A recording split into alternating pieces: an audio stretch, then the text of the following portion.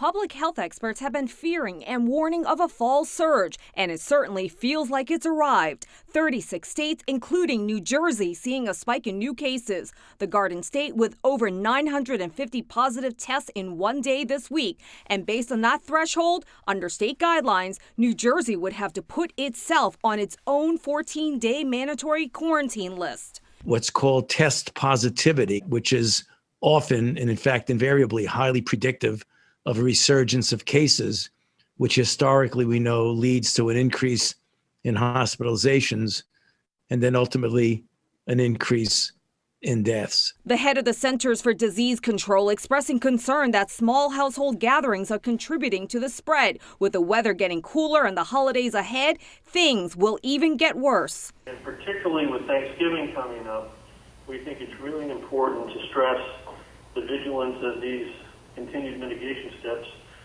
in the household setting. The pandemic wreaking havoc across the nation. At least 13 states have seen a daily positivity rate of over 10% for the last week.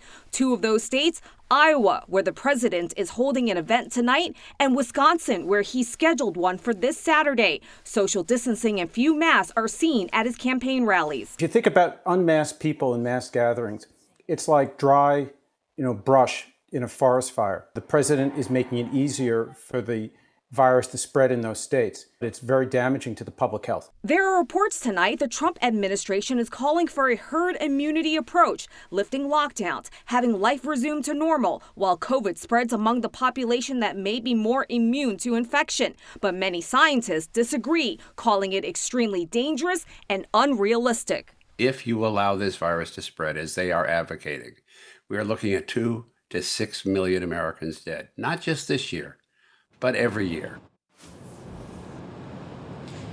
And here's another mind-numbing statistic. There is at least one study tonight that shows at least 135,000 more Americans could die between now and the end of this year. We're live in Midtown tonight. I'm Shirley Chan, Pix 11 News.